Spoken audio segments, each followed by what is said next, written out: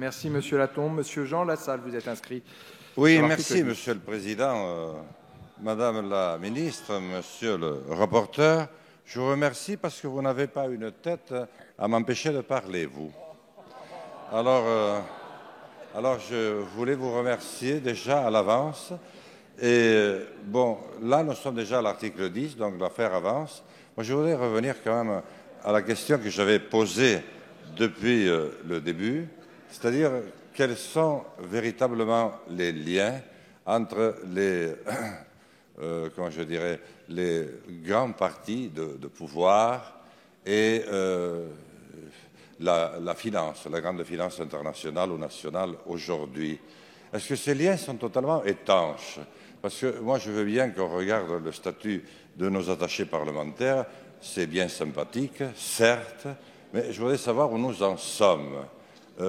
Et j'avais posé la question de savoir comment on pouvait fabriquer, comme ça a été le cas pour quelques-uns de mes concurrents valeureux, des budgets à 30 millions d'euros, alors que moi, j'ai dû me contenter de 200 000 euros. Est-ce que là, il n'y a pas des anomalies qui mériteraient, à l'occasion d'un examen aussi important, d'être examinées? Ensuite, je voudrais savoir aussi quels sont les liens qu'il pourrait bien y avoir entre ces grands groupes financiers, plutôt du genre spéculateur, et notre presse. Parce que je suis parfois étonné de voir certains articles du Figaro, de Libération, de l'immense Monde, pour ne pas parler de Libération. Et alors, je ne dirai rien de l'Obs, ni du Point, ou de je ne sais qui, ou de Marianne, ou de je ne sais qui encore. Voilà. Alors, il me reste 10 secondes à savoir comment ça fonctionne, parce que là, je crois que nous aurions beaucoup à nous occuper. Je vous remercie, Monsieur le Président. Merci à vous, Monsieur Jean Lassalle. Merci infiniment. Et après Monsieur Lassalle, je passe la parole à Madame Sandra Motin. Merci, Monsieur le Président. Juste pour vous faire part, moi j'interviens souvent comme ça, de ma petite expérience encore une fois. J'ai cru, en bonne chef d'entreprise, que si j'allais voir ma banque, celle qui gérait l'argent de mon entreprise pour ouvrir un compte de campagne, comme ils me connaissaient bien, ils allaient le faire facilement. À ce jour, j'attends toujours une réponse. Je ne l'ai jamais eue. Donc du coup, ce médiateur qui permettrait effectivement à tous ceux qui, comme nous, se sont engagés en politique sans avoir effectivement forcément les fonds, et certainement pas de grandes entreprises ou de grands groupes de presse, j'aurais bien aimé, mais ça m'aurait aidé, mais non.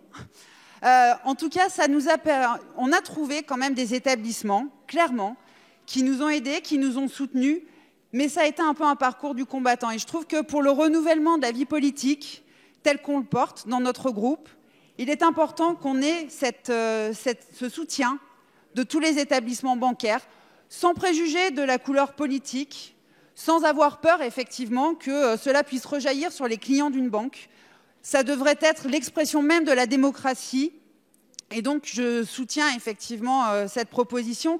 Et je soutiens également ce que nos collègues du MoDem ont ajouté, parce qu'effectivement le délai raisonnable est important, puisque, comme je vous le disais, à ce jour, toujours pas de réponse. La campagne est terminée depuis quelque temps, je crois. Merci. Merci, Madame Motin. Nous avons un dernier inscrit sur l'article 10. Mon cher collègue, vous avez la parole. Je crois qu'il faut aller vers des choses simples. D'abord, dire que le fait que des candidats à une élection ne puissent pas trouver le moyen de se financer, quel que soit leur parti politique, quel que soit leur engagement, est un véritable scandale. Et que le fait de trouver une solution sera à l'honneur de chacune et chacun d'entre nous. Mais la solution, elle est extrêmement simple. Assurer sur le territoire national une activité bancaire relève d'une autorisation administrative. On ne peut pas être banquier simplement comme ça.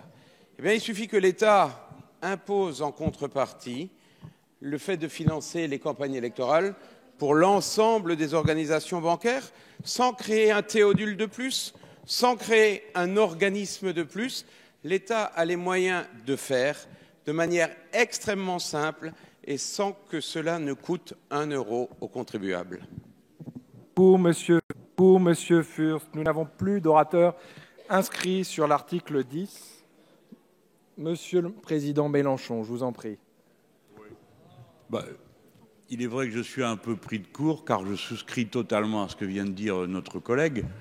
Et l'occasion est belle pour moi de rappeler les conditions d'hypocrisie misérable dans lesquelles nous pataugeons.